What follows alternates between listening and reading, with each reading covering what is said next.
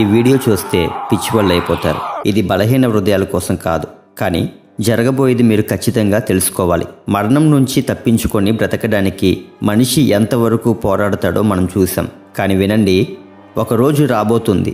ఆ రోజున మనిషి బ్రతకడానికి పోరాడడు, బ్రతకలేక చచ్చిపోవడానికి పరుగు పెడతాడు. హాస్పిటల్స్కి కాదు, మందుల కోసం కాదు, ప్రార్థనలకు కూడా కాదు, మరణం కోసం పరిగెడతాడు.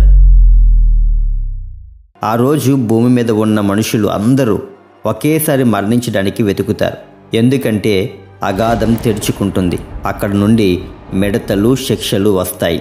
సాతాను రాజ్యంతో యుద్ధం చేయడానికి అగాధంలో నుండి రాక్షస గుంపు వస్తుంది. ఆ కాలము పేరే మహాశ్రమల కాలం. భూమి మీద ఉన్న నరుడు అంతకు ముందు ఎప్పుడూ చూడని శ్రమలు ఎదుర్కొనే సమయం. ఇప్పుడు మీరు వినే ఈ మాటలు సాతాను కోసం కాదు, 666 ముద్ర వేసుకున్న వారి కోసం కాదు, అగాధ మిడతల కోసం. పాతాళము కంటే వేదన కలిగిన స్థలం అగాధం. దురాత్మలను వేల సంవత్సరాలుగా బందీలుగా ఉంచిన స్థలం. ఆ స్థలం నుండి భూమి మీదకు వచ్చి కేవలం 5 నెలలు మాత్రమే ఉండడానికి ఆ మిడతలకు అవకాశం. మరలా తిరిగి శాశ్వతంగా అగాధంలోనికి వెళ్ళిపోవాలి. కానీ ఆ 5 నెలల్లో సాతాను యాంటీక్రైస్టులు కట్టిన రాజ్యం 666 ముద్ర వేయించుకున్న వారిని ఎంత ఘోరంగా చిత్రహింసలు చేస్తాయో ఈ వీడియోలో చూస్తారు. ఇది కల్పించి చెప్పే ఊహ కాదు, ప్రకటన గ్రంథములో 9వ అధ్యాయంలో వివరణ. స్వరూప్ BPH యూట్యూబ్ ఛానల్ను సబ్స్క్రైబ్ చేయండి. మీరు చేసే ఒక్క లైక్ వలన ఈ వీడియో ఎక్కువ మందికి రీచ్ అవుతుంది. మీరు చేసే షేర్ వలన ఒక ఆత్మ రక్షించబడవచ్చు. సాతాను రాజ్యమంతా వణికిపోయే గడియ. అందరి కన్నులు ఆకాశం వైపు చూస్తూ ఉన్నాయి ఏలియన్స్ కోసం. కానీ మనుషులకు తెలియని మరో ప్రపంచం, అదర్ డైమెన్షన్ భూమి లోపలే ఉంది. ఏలియన్స్ రారు, కానీ దయ్యాల కంటే భయంకరమైన రాక్షస మిడతల గుంపు వస్తుంది. ఎప్పుడూ ఊహించిన ఒక దృశ్యం రాబోతుంది. అగాధం తెరుచుకునే దృశ్యం. సాతాను రాజ్యం, సాతాను అనుచర దయ్యాలు. సాతాను భూమిపై అత్యంత భయంకరమైన వాడు. కానీ అగాధం తెరుచుకునే రోజు సాతాను రాజ్యం కూడా భయంతో వణికిపోతుంది. సాతాన్నే నియంత్రించలేని శక్తి, సాతాను శక్తికి మించినది, సాతాను రాజ్యాన్నే తినివేయగల అగాధ సైన్యం. ఇది పాతాళ లోకం కంటే లోతైన స్థలం. ఆ రోజు ఆకాశం వైపు చూస్తే ఒక నక్షత్రం పడిపోతున్నట్లు కనిపిస్తుంది. కానీ అది పడిపోవడం కాదు, ఒక దూతకు ఆదేశం. అతని చేతిలో అగాధపు తాళం ఉంది. తాళం తిప్పే సౌండ్.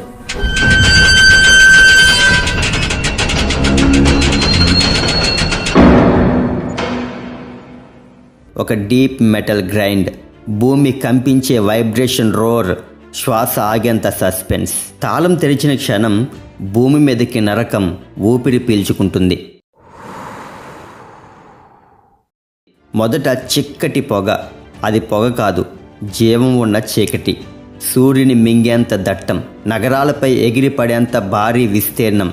పొగ వచ్చాక శబ్దం వస్తుంది. ఓ రథాల సైన్యం, ఓ అగాధ మిడతల గుంపు, ఓ సునామీ గర్జన. ఇవన్నీ కలిసినట్టు ఉండే అతి భయంకరంగా దగ్గరగా వస్తున్నట్లు భీకర శబ్దం. ఆ శబ్దం దూరం నుండి వింటుంటే మిలిటరీ సైన్యం మార్చింగ్ చేసుకుంటూ వస్తుందేమో అనుకుంటున్నారు. వాటి నడక శబ్దం అలానే ఉంది. వాటి ఘేంకారం వింటుంటే ఆ భయంకర విచిత్ర శబ్దాలకు వినేవారి గొంతులో తడి ఆరిపోతుంది. అవి లెక్కించలేనంత కోట్ల సైన్యం. సాతాను ముద్ర వేసుకున్న జనుల్లో ఒళ్ళు జల్దరిస్తూ ఉంటుంది. భయము వెన్నులో వణుకు పుడుతుంది. అందరి మనసుల్లో ఇది ఏమిటి, ఇది ఏ శక్తి, ఎవరు వస్తున్నారు? కానీ ఎవరూ చెప్పకుండానే వారి ఆత్మ చెబుతుంది, అగాధం తెరుచుకుంది. అగాధ సైన్యం బయటకు వచ్చిన దృశ్యం. పొగ అంతా బయటికి వచ్చిన తరువాత ఒక కదలిక కనిపిస్తుంది. ఒక షాడో, మరొక షాడో. వేలల్లో, లక్షల్లో అవి బయటకు వస్తూ ఉన్నాయి. మొదట మిడతల్లా కనిపిస్తాయి, కానీ మరో క్షణంలోనే వాటి రూపం చూసిన వారు నిజమైన షాక్కి గురవుతారు. వాటి పరిమాణం, వాటి ఫిజిక్, వాటి రేజ్. మిడత కాదు, జంతువు కాదు, దయ్యము కాదు, మనుషులు ఎప్పుడూ చూడని పాతాళానికి మించిన అగాధ సృష్టి. వాటి శరీరం గుర్రపు ఛాతిలా బలంగా, విస్తారంగా ఉంది. వాటి రెక్కలు వేగం శబ్దాన్నే చెదరగొట్టేంత భీకరంగా ఉంది. వాటి కదలికలు సైన్యాల దాడిలా ఒకే సమయంలో వేలల్లో ముందుకు దూసుకెళ్తాయి. వాటి ముఖం మానవ ముఖము, సింహాల వంటి పళ్ళు, కానీ మనిషి భావాలు కావు. రక్తం కోసం ఆరాటం, నాశనం కోసం తాపత్రయం. వాటి జుట్టు ఒంటె రోమల్లా పొడవుగా, చల్లా చెదురుగా. అవి ఎగురుతూ వస్తున్నప్పుడు భయంకరంగా అనిపిస్తుంది. వాటి పళ్ళు సింహపు పళ్ళు, ఏదైనా చింపగలిగేంత శక్తి. వాటి శరీరం ఇనుప కవచంతో కప్పబడి ఉంటుంది. తుపాకీ, బుల్లెట్స్, ఆయుధాలు ఏవి వాటి ముందు పనిచేయవు. సాతానుకే భయం పుట్టే శక్తి ఇది. సాతాను రాజ్యం తడబడిన క్షణం. ముద్ర వేసుకున్న వారు యాంటీక్రైస్ట్ రాజ్యానికి చెందినవారు. భూమిపై వీరిదే అధికారం అనుకున్నారు. కానీ వీళ్ళే మొదట కేకలు వేస్తారు. ఎవరు ఎక్కడ దాక్కున్నా వాటికి తెలిసిపోతుంది. 666వ ముద్ర వేసుకోవడం అంటే వారి ఆత్మను సాతానుకు అమ్మివేసుకోవడం.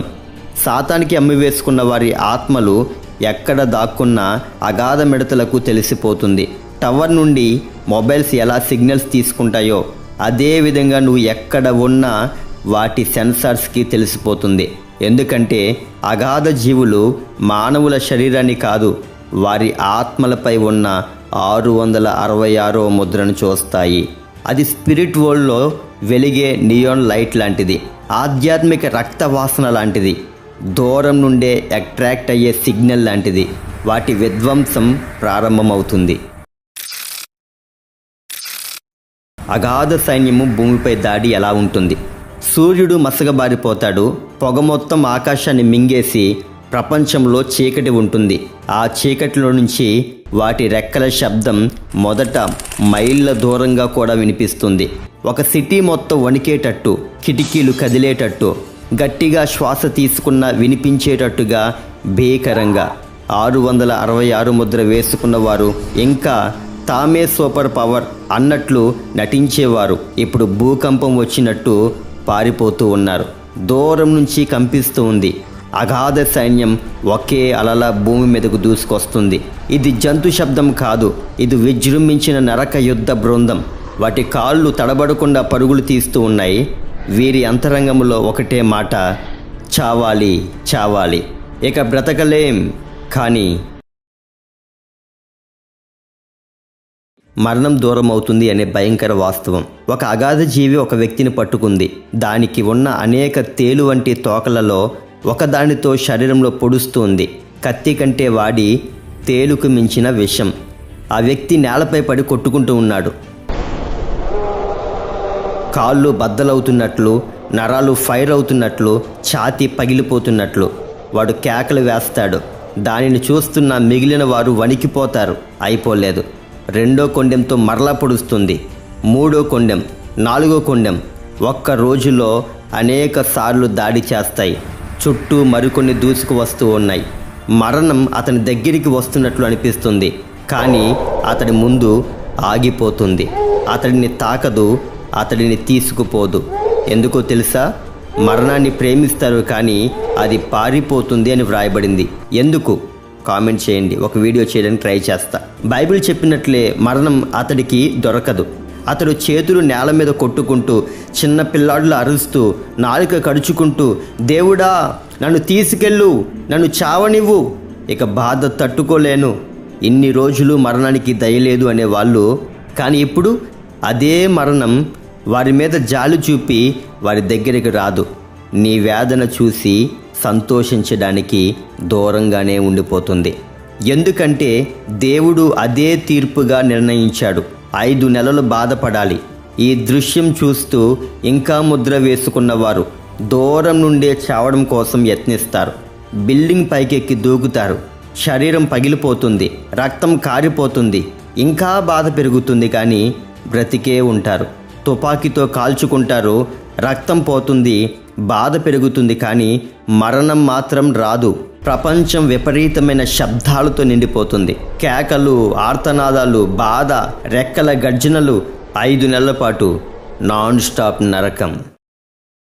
ఇది కల కాదు, ఇది ముందే వ్రాయబడింది.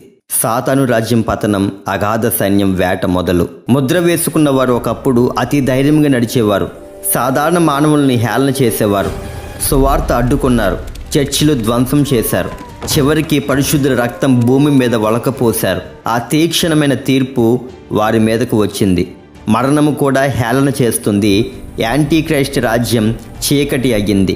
దిక్కుళ్ళు పిక్కటిల్లేలా అరిచిన, గొంతు చినిగేలా ఏడ్చిన, హృదయం అవిసేలా విలపించిన సహాయం ఏ మూల నుండి రాదు. ఇది దేవుని దండన. మన రాజ్యం కాపాడలేం. యాంటీ క్రైస్ట్ మనం రక్షించలేడు. ఇక ముగింపు వచ్చేసింది అని వారి హృదయం చెప్పుకుంటుంది. అగాధ జీవులు దగ్గర పడిన క్షణంలో వారి ఆత్మ లిటరల్గా ఫ్రీజ్ అయిపోతుంది. అవి వారి ఎదుట ఒక షాడో లాగా వచ్చి నిలబడి వారి కళ్ళల్లో చూసే ఎక్స్ప్రెషన్ ఎలా ఉంటుందో తెలుసా? నీ నిబంధన గుర్తొస్తుంది. ముద్ర తీసుకున్నావు, ఇప్పుడు నీ తీర్పు వచ్చింది. యాంటీ క్రైస్ట్ రాజ్యం పూర్తిగా కొలాప్స్. అగాధ సైన్యం ముద్ర ఉన్న వారిని వేటాడుతూ నగరం నలుమూలలా దూసుకుపోతుంది. అప్పుడు అందరికీ స్పష్టమవుతుంది, యాంటీ క్రైస్ట్ రాజ్యం మోసం మాత్రమే. అది రక్షణ ఇవ్వదు. అది తన ప్రజల్ని కాపాడదు.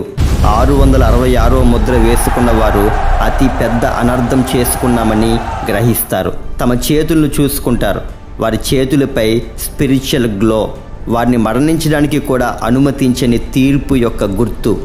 Leaders, governors, military heads, false prophets, war lords వాళ్ళందరూ సాదాసీదా మనుషుల్లాగా శవాల్లాగా కుప్పకూలిపోతారు. ఈరోజు యాంటీ క్రైస్ట్ గర్వించిన రాజ్యం అగాధ సైన్యంలో నేలమట్టమవుతుంది. అగాధ రాజు అబద్దోను నగరాల మీద న్యాయం ప్రకటించడం. అబద్దోను ఈ భారీ షాడో, ఆ పవర్ఫుల్ ప్రెజెన్స్ నగరాల మీదుగా నెమ్మదిగా కదులుతాడు. వాడి కళ్ళు పాపాన్ని చూస్తాడు, మోసాన్ని చూస్తాడు, ముద్రను చూస్తాడు. అతడి ఆత్మలో కోపం, పాపంపై తిరుగుబాటుపై, యాంటీ క్రైస్ట్ రాజ్యం పైన న్యాయ కోపం. మీరు ఎంచుకున్నదే మీ తీర్పు అయ్యింది. అతడి గొంతు మేఘగర్జన కాదు, పర్వతం పగలగొట్టే సౌండ్. ఆ సౌండ్ వింటే ముద్ర వేసుకున్న వారు స్థిరంగా నిలబడలేరు. 5 నెలలు ఈ రాజ్యం అతడి అడుగుల కింద మరిగే అగ్నిపర్వతంలా ఉంటుంది. అతడి దారి దాటిన భవనాలు, అంతస్తులు హోంకారంతో కంపిస్తాయి. అతడు చివరిసారిగా గర్జిస్తాడు, తీర్పు నెరవేరింది. భూమి తన దుష్టత ఫలాన్ని చూసింది. ఆ గర్జనతో అగాధ జీవులు ఒక్కసారిగా వెనక్కి వెళతాయి. ఒకే దిశలో, ఒకే ఫార్మేషన్లో అగాధంలోనికి తిరిగి వెళతాయి. వాటి రెక్కల శబ్దం ఒక భారీ పీచిక పెలుసుకుపోయినట్టు నగరాల మీద తుడిచి వెళుతుంది. పొగ తిరిగి అగాధంలోనికి జారిపోతుంది. చీకటి క్రమంగా తగ్గిపోతుంది. సూర్యుడు మళ్ళీ మసక తగ్గి కనిపించసాగుతుంది. కానీ దాని కింద ఉన్న భూమి 5 నెలల నరకం గుద్దిన గాయాలతో నిండిపోయింది. 5 నెలల తర్వాత ప్రపంచం శవాల మైదానం. 5వ నెల చివరికి ఒక ఈరీ సైలెన్స్ మొదలవుతుంది. అది శాంతి కాదు, అది రక్షణ కాదు, అది ముగింపు కూడా కాదు. అది నరకం అలసిన శబ్దం. నగరాలు, వీధులు, ఇల్లు, ఊళ్ళు అన్నీ ఒకే దృశ్యం. నిలబడలేక నేల మీద పడి ఉన్న జనాలు, కాళ్ళు వణికి కదల్లేని శరీరాలు, కళ్ళల్లో భయం, పెదవుల వద్ద బాధ, మరణం రాని శరీరాలు. ఇది జీవులు లేని నగరం కాదు, జీవించి పడి ఉన్న శవాలతో నిండిన నగరం. భూమి దేవుని న్యాయం కింద వణికిపోయింది. తీర్పు ఎందుకు వచ్చింది? దేవుని న్యాయం. మనిషి దేవుని హెచ్చరికను తిరస్కరించాడు, సత్యాన్ని వదిలాడు, యాంటీ క్రైస్ట్ను రక్షకుడిగా స్వీకరించాడు.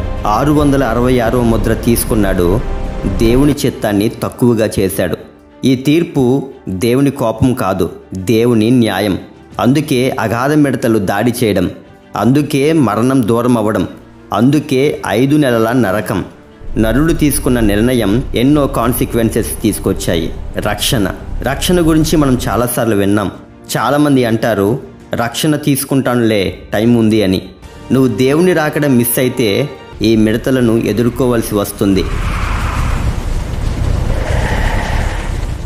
ఈ రోజు నువ్వు పొందుకున్న రక్షణ ఎంత గొప్పదో తెలుసా?